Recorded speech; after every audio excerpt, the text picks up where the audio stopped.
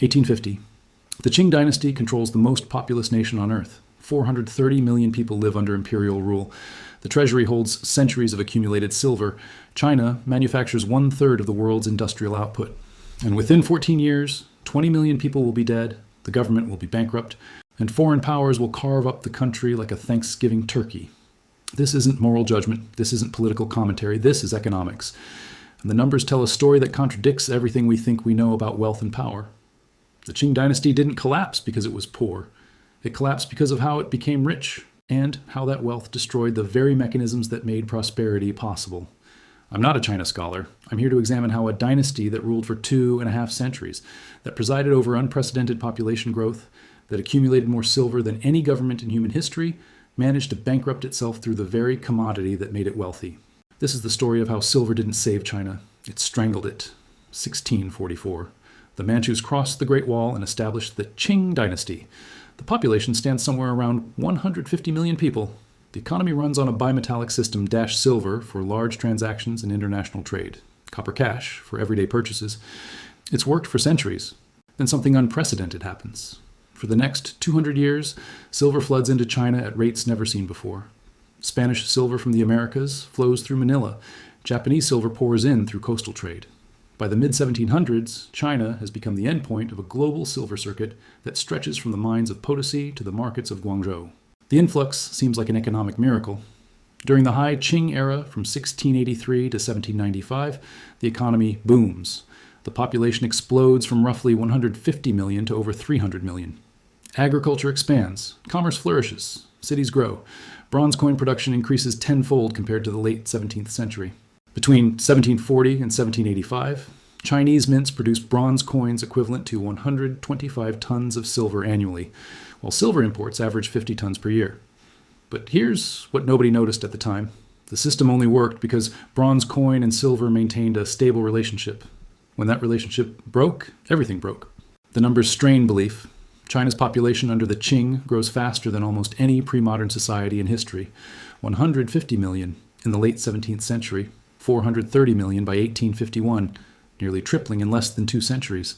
This growth creates unprecedented demand for currency. More people means more transactions. More transactions means more need for money, especially bronze coins, which ordinary people use for daily purchases. The government tries to keep up. Mints increase production, but they can't manufacture coins fast enough to match population growth. Meanwhile, the tax system can't adapt. The Qing Emperor fixes head tax rates in 1712. Revenue becomes inelastic. In 1725, government revenue stands at 36.1 million taels of silver. By 1812, with double the population, revenue reaches only 43.3 million taels. The population doubles, but tax revenue increases by less than 20%. By 1841, revenue actually declines to 38.6 million taels.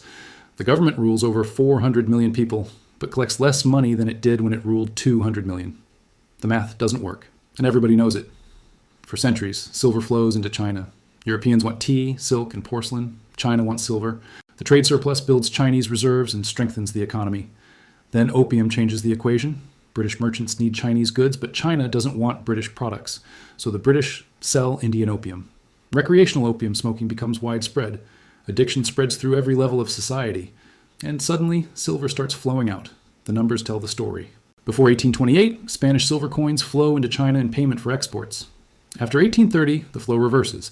From 1810 to 1838, opium imports increase from 4,500 chests to 40,000 chests.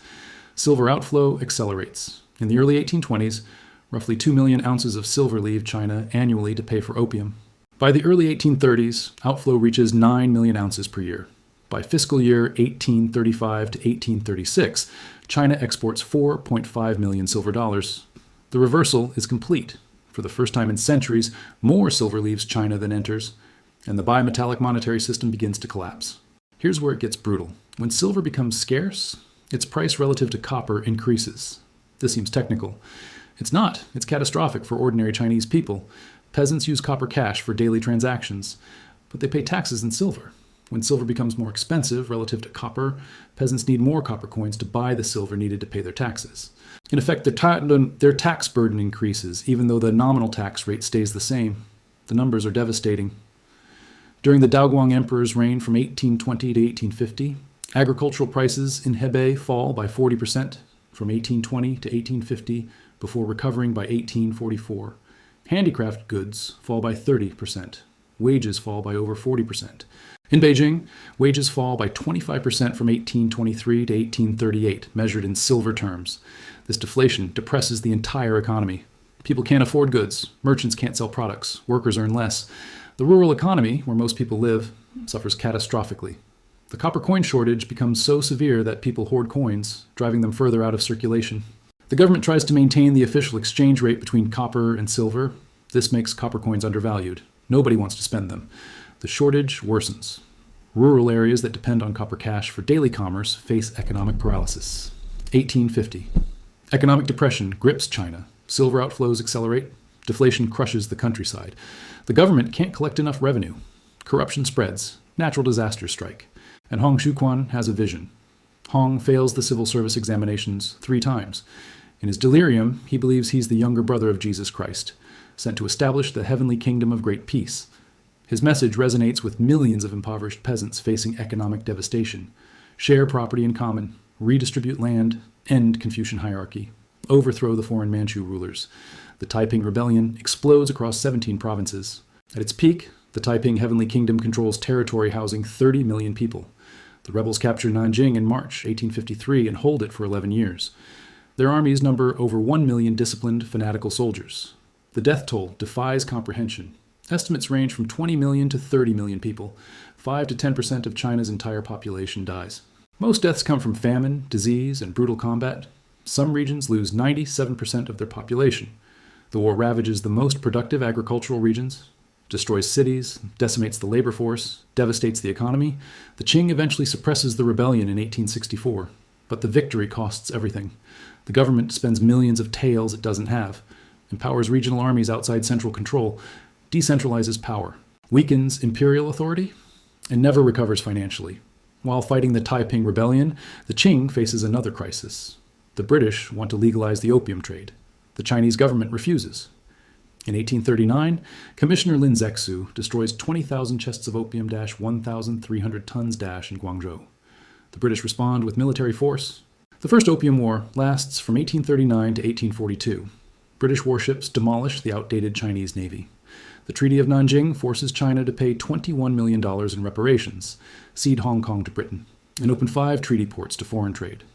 The treaty grants extraterritoriality - Europeans who commit crimes in China face trial in European courts, not Chinese courts.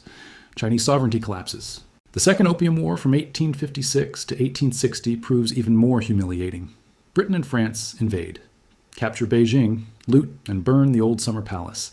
The subsequent treaties open 11 more ports, legalize opium, allow foreign embassies in Beijing, and cede the Kowloon Peninsula to Britain. China pays additional indemnities exceeding $11 million. The Qing government stands by helplessly while foreign powers dictate terms. The wars don't just cost money and territory, they destroy the fiscal system's last remaining credibility. The government can't defend its own capital, can't protect its people from addiction, can't maintain sovereignty over its own ports. The institutional collapse accelerates. By the late 19th century, silver depreciation creates new problems. The industrialized world adopts gold standards. Silver prices collapse globally. This should help China - cheap silver should boost exports. It doesn't. China's bimetallic system prevents adjustment. Most Chinese exports are rural products, with prices quoted in copper cash. When these goods reach export markets, prices convert to silver. Depreciated silver means the cheaper exchange rate between silver and copper actually makes exports more expensive, despite stable rural prices. The government can't fix the problem. To benefit from cheap silver, copper coinage needs to depreciate proportionally, but devaluing copper coins costs money - Copper prices rise, making minting more expensive. The government tries maintaining the official exchange rate. This makes copper coins undervalued. People hoard them. Supply decreases. Rural commerce suffers. The system that worked for centuries now works against China. Every adjustment creates new problems. The monetary architecture that facilitated the high Qing boom becomes the mechanism of late Qing decline. By the mid-19th century, the Qing fiscal system enters terminal decline. Revenue can't grow because the Kangxi emperor fixed tax rates. Expenses skyrocket because of wars, rebellions, and indemnities. The gap widens every year. The government tries various expedients. Provincial governments raise local taxes, create new revenue streams like the Legion - a provincial tariff that fragments the national market, borrow from foreign powers, Print money, nothing works. The structural problems run too deep. Consider the trajectory. In 1678, suppressing the Three Feudatories' Rebellion reduces government reserves to 3.32 million taels, wiping out 85% of the surplus. But the early Qing recovers, population is productive, silver flows in, the coffers refill rapidly. By the mid-19th century, recovery becomes impossible. The Taiping Rebellion alone costs millions of taels. The Opium Wars cost tens of millions in reparations. Revenue can't increase. The population boom that once drove prosperity now creates ungovernable pressure. Too many people, too few resources, too little money, too much corruption. The government borrows from foreign banks, grants concessions, loses control over tariffs, becomes dependent on foreign financing. Economic sovereignty evaporates alongside political sovereignty. The late Qing attempts reform. The self-strengthening movement tries adopting Western technology while preserving Confucian values, establishes arsenals, builds shipyards, creates modern factories. But the reforms remain superficial. They don't address fundamental structural problems. The 100 Days Reform of 1898 aims deeper, restructure the examination system, establish modern schools, encourage industrial development, transform China into a constitutional monarchy. The reforms last exactly 103 days before Empress Dowager Cixi halts them through a conservative coup. Why do reforms fail? Because the system can't change without destroying itself. Land-based taxation requires accurate surveys, but surveying threatens landlords. Currency reform requires flexible exchange rates, but that destabilizes existing contracts. Military modernization requires centralization, but that threatens regional power bases. Every reform threatens someone powerful enough to block it. The Qing becomes trapped, can't change enough to survive, can't stay the same without collapsing, staggers forward in institutional paralysis while foreign powers extract concessions and internal pressures mount. Scholars debate Qing GDP figures, but the trends are clear. Per capita, GDP falls throughout the dynasty despite absolute growth.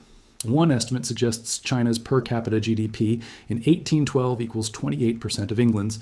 Another suggests it falls below 20% by 1840. The industrial sector collapses. In 1600, Liu Ti estimates industry generates 34% of GDP. By 1840, it falls to 20%. Agriculture rises from 54% to 69%. The economy moves backward, de-industrializes, becomes less diverse, more vulnerable. The service sector changes composition. Finance grows from 4% in 1600 to 33% by 1840. Government spending's share falls from 45% to 22%. The numbers reveal institutional decay. Private finance expands while public capacity contracts.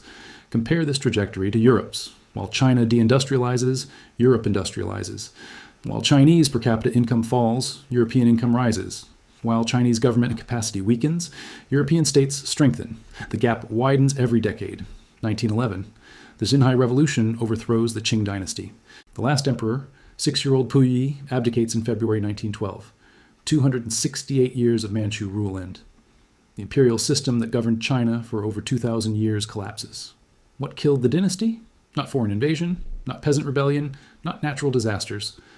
The dynasty died because its economic and political institutions couldn't adapt to changing conditions. The silver that enriched early Qing China became the mechanism of late Qing decline. The population boom that seemed like prosperity created ungovernable pressure. The tax system that worked with 150 million people failed with 430 million. The bimetallic currency that facilitated commerce became a source of instability. The government that balanced budgets in 1700 couldn't collect enough revenue to function by 1800. The Qing didn't run out of silver. China remained one of the world's largest economies through the dynasty's final decades. The problem wasn't poverty. The problem was institutional rigidity meeting systemic change.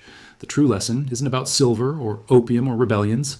It's about institutional adaptability. The early Qing succeeded because it inherited and adapted Ming institutions while maintaining Manchu military organization. It balanced competing interests, managed ethnic diversity, presided over economic expansion. But institutions that work at one scale and in one context fail at another scale in different contexts. The tax system designed for 150 million people breaks under 430 million. The currency system that works when silver flows in fails when silver flows out. The administrative structure that governs a continental empire can't respond to gunboat diplomacy. The dynasty locked itself into path dependencies it couldn't escape. Fixed tax rates, bimetallic standards, decentralized administration, agricultural taxation. Each made sense initially, each became impossible to change without triggering collapse. The system trapped itself, and when external shocks hit, opium, military defeat, Silver depreciation, population pressure dash, the system couldn't bend, so it broke. Let's review the accounting. The Qing Dynasty ruled the world's largest population, accumulated centuries of silver reserves, controlled vast agricultural production, maintained territorial integrity for 2 centuries. By every traditional measure, it was wealthy and powerful. Then, between 1820 and 1912, everything collapsed. Silver outflows reversed trade surpluses into deficits. Deflation destroyed rural purchasing power. The Taiping Rebellion killed 20 million people and cost the government millions of taels. The Opium Wars forced payment of tens of millions in indemnities. Currency depreciation destabilized commerce. Revenue declined while expenses skyrocketed. Foreign powers extracted concessions and controlled tariffs.